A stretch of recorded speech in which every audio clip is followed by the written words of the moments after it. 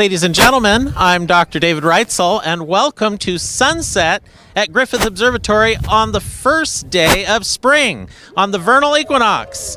We actually have a pretty nice crowd here today. We are open to the public, which is just terrific, although we're keeping people at a distance, which is why I am going without a mask right now, a little easier to tell you about what's going on. So first of all, why are we out here at all? Well, it's because it is the first day of spring here in the Northern Hemisphere. It's the first day of fall in the Southern Hemisphere, so they're going to be getting less light, cooler days, heading towards winter. We're going to be getting longer days and heading towards summer, which we all like very much. And we have a beautiful view of the sunset here at Griffith Observatory, perhaps the best place to watch the sunset in Los Angeles. I do want to say today's program is brought to you by the City of Los Angeles, the Department of Recreation and Parks, and we always love to thank Griffith Observatory Foundation. That's our nonprofit partner in much of what we do, and we like to thank all our members. Well, first of all, we expect today for the sun to set due to the west. And in fact, we have a line marked here in our concrete showing the direction the sun should set. So we're going to be testing that today. We will observe sunset and let it set. But first of all, let me tell you about why it does that. So I'm going to bring our Earth a little bit closer to me here. And we'll start our Earth orbiting me. I'm the sun right now, and this is our Earth. If we stop right there, this would be the first day of winter. The North Pole, which is pointed to the north here in Los Angeles, is actually tilted away from me. The sunlight would be hitting the Earth and would be illuminating the southern hemisphere more than the northern hemisphere. That happens on December 20th, 21st, right around in there. So now if our Earth continues to orbit here, when it's behind me over here, we stop right there. This is our location today. This is actually the first day of spring, or the vernal equinox for the northern hemisphere. You're getting equal sunlight on the Earth. If I'm the sun, we're illuminating the north and the south equally. The daylight and the night should be exactly equal. Well, we get a little bit more light because the Earth's atmosphere bends the sunlight a little bit. It refracts it to us so we can see over the horizon a little bit. So we're actually already getting more sunlight than we are nighttime, which is really terrific. All right, Earth, continue your orbit here. So now if we go forward another 3 months and we stop right there, this would be the first day of summer. The North Pole is tilted towards the sun at this point. And if I'm the sun, keep in mind. So the northern hemisphere is getting more direct sunlight. The days are longer. And up at the North Pole, you actually get 24 hours of sunlight, those 24-hour nights that the sun never sets. And now we'll continue our orbit around a little bit here as we move forward, and we'll stop right there. And right here would be the first day of fall. Again, it's a lot like the first day of spring, where the North Pole is neither tilted towards the sun nor away from the sun, but you're getting equal sunlight, equal night. And now if we continue our orbit again, we'll head back over to winter and keep orbiting around. And if we stop right there, you can see again the North Pole is now tilted away from me. This would be the first day of winter. So the Earth completes this orbit, of course, once a year. And you might think, well, I thought that the Earth was warmer because it was closer to the sun in the summertime. That's not the case. We're actually closest to the sun in January. So we're a little closer to the sun in January than we are in the summertime, which it affects things slightly, but it's all due to this tilt of the Earth that you're seeing here. Now, one thing to keep in mind, that axis maintains the same direction. It's always pointed towards the same direction in space. Does anybody know what it's pointed at? Polaris. Yes, I heard somebody say that. The North Star. So our North Pole actually points towards a star that is very close to the North Celestial Pole. It makes a very small circle throughout the night. It is not the brightest star in the sky. It's about the 50th brightest star. So if you go out, don't follow the brightest star. You won't be walking north. You can find it using the Big Dipper. And if you go online, you can see how to do that. But today, we're more interested in watching the sunset. Now, you can continue to orbit around here for a second. As he orbits, a few of the things that this causes, in the summertime, the sun rises very far to the north, takes a very high arcing path through the sky, and then sets very far to the north as well. So it's up for a long time. Today, the sun rose directly to the east, continued up was sort of moderately high. It wasn't as high as it is on the first day of summer, but part way up, and then it continues on its arc, and it hopefully will set just about due west. Now, we do have some hills out there, so we've altered the direction of our line by just a little bit to take into account the hills. So when the sun goes down behind those hills, it should go down behind the line, and when it hit the horizon, if we were out at the ocean, that's where it would be due west. Now, on the first day of winter, the sun rises a little bit more to the south, takes a low arcing path through the sky, and it actually doesn't get very high in the sky at all. And then eventually sets somewhat to the south. We can actually see it set over the ocean from where we are here. Now, at Griffith Observatory, we've marked all those lines in the concrete. Here is the line where the sun would set on the first day of winter. So you can come back in December and take a look at that. Right here is the line, of course, we're going to look at today. This is the first day of autumn and the first day of spring for us. And we have another line over there that the camera won't be able to see me if I walk over there, so I'm not going to. But we have another line over there that shows the direction the sun sets on the first day of winter. So, or the first day of summer, rather. I misspoke there. So the first day of summer, it will set very far to the north. Now, you'll notice there are a couple of more lines here. Those indicate lunar standstills, and those are a little more complicated than for me to explain today at the equinox, but it has to do with the fact that the moon's orbit is tilted by 5 degrees compared to the Earth's orbit. So sometimes the moon can be further to the north or further to the south, and these standstills can be predicted. And when one comes up, we'll put it on our website, and you can come up here and take a look at it. But you can ignore those today and concentrate on this line that is pointing due to the west. And the sun should go down right along that line today, if all goes well, if science is correct. And we sure hope it is. So far, it has yet to fail us. Every single time we've been out here, the sun, as long as we can see it, sets down along this line, and we have a beautiful view of it today. So here at Griffith Observatory, we like to follow the science, and at local solar noon, this tip of this meridian arc down here, when you get a chance, look at it, it shows where the sun was at that altitude, the height of the sun. So make sure you come take a look at that as well, and we've actually marked the dates that show you that angle, and our museum guides can explain that. So currently, Griffith Observatory, we're open just 3 days a week. So we're open on Friday, Saturday, and Sunday, and we're free to the public. Come on up, and you can take a look at these sunset lines, and you can see where the sun is going to set on these different days. Now, tomorrow, the sun will be very close to this line, but it will have moved just a little bit to this side over here. And it'll continue to move this direction until we hit June 21st, and the sun will set along that line. We'll have another broadcast on that day. And then it'll march its way back until the first day of autumn here, and then continue on over to the first day of winter. So that's what we can expect it to be doing, and we will be here to bring it to you each and every one of those days. But for right now, I'm going to let our crowd come back in here and take a look at the sunset, take a look at the line, get the photograph they want to get, and we'll get back to playing some beautiful music on our room, and we can enjoy the sunset live from Griffith Observatory. So thank you all for joining us, and enjoy the beautiful sunset tonight.